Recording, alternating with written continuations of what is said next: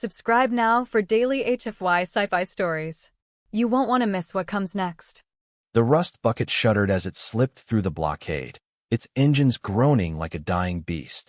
Elias Vance, the ship's captain, wiped grease from his brow, his knuckles raw from wrestling with the hyperdrive relays. Across from him, Dr. Eris Thorne sat hunched over a datapad, his fingers tracing the jagged edges of a grief-stricken alien's final transmission. The crystalline entities known as the Fractured had consumed the colony of Xylos, leaving behind nothing but silent, geometric husks. They don't just kill, Elias. Eris murmured, his voice tight. They unmake. Elias grunted, tossing a spanner onto the deck. Unmake all you want. Just don't unmake my ship. Eris ignored the sarcasm, his gaze fixed on the data. The Fractured don't understand loss. They see it as inefficiency, a flaw to be corrected. He paused, tapping a sequence of coordinates. But what if it's not a flaw? What if it's a weapon? Elias scoffed, but Eris's eyes gleamed with a manic intensity. They store memories in perfect lattices. But humans, we cling to the broken things. The cracked mug, the faded photograph, the song that reminds us of someone gone. He looked up, his face pale in the dim light. We're not just grieving. We're resisting.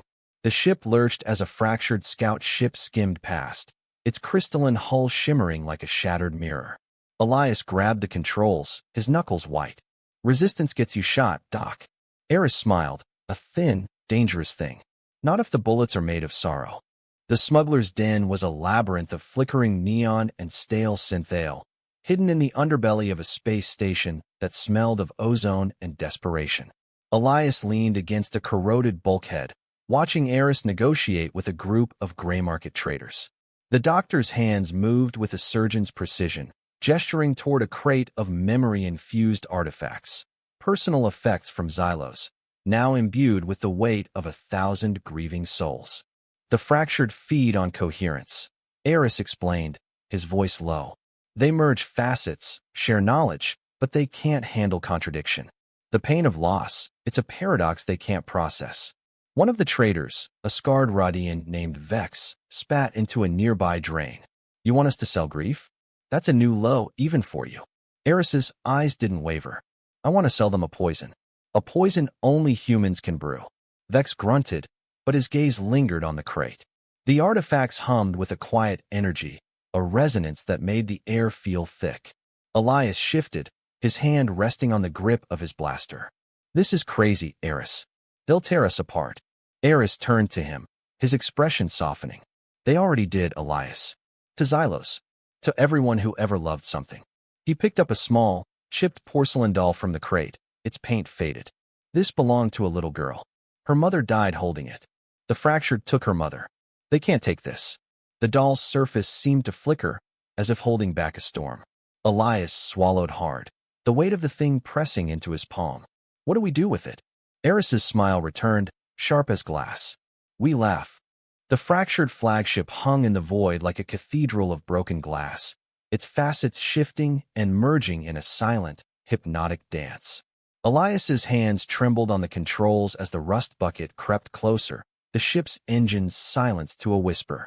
Eris sat beside him, a datapad glowing with the coordinates of their target, a central nexus where the Fractured stored their collective consciousness. They're expecting weapons, Elias. Lasers. Missiles. Things that make sense. Eris tapped the datapad, and a wave of static filled the cockpit. They're not expecting this. On the screen, a recording played, the sound of a human baby's laughter, pure and unburdened. The Fractured had never encountered such a thing. To them, it was noise, inefficiency, chaos. Laughter is the sound of joy without reason, Eris said, his voice tight.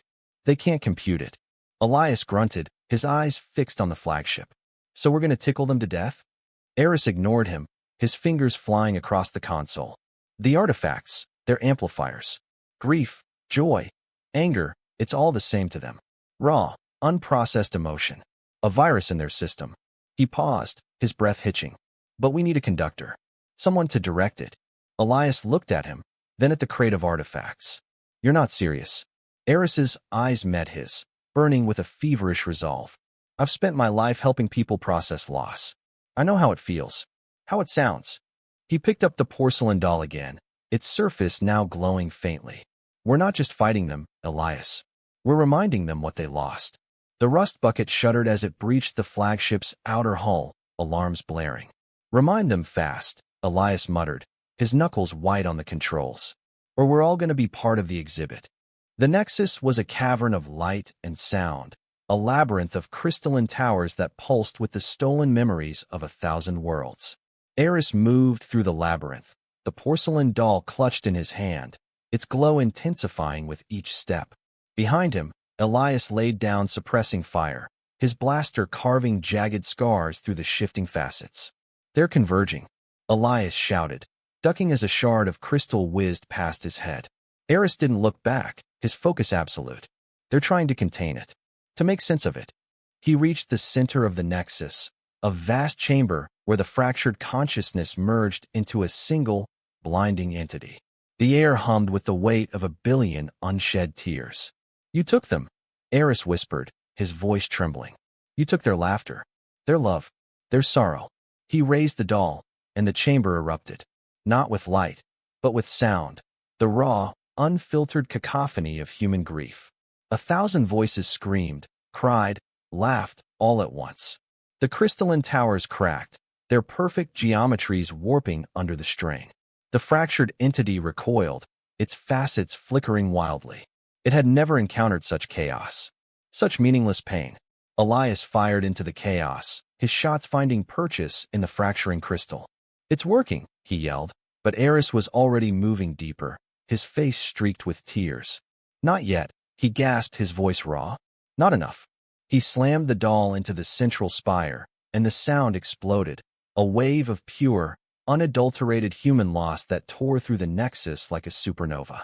The crystal shattered, and the fractured entity screamed, a sound that was both agony and awe. Elias grabbed Eris's arm, pulling him back as the chamber collapsed around them. Let's go, he shouted, dragging the doctor toward the Rustbucket. They burst out of the flagship just as it imploded, a silent, beautiful explosion of light. Elias slumped into the pilot's seat, breathing heavily. Eris stared at the doll, now cracked in two, its glow fading. Did we? Elias didn't answer.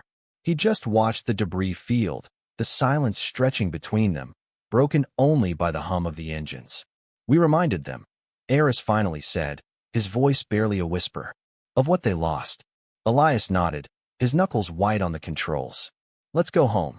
The Rustbucket turned, leaving the fractured war behind, the echoes of human sorrow echoing in the void.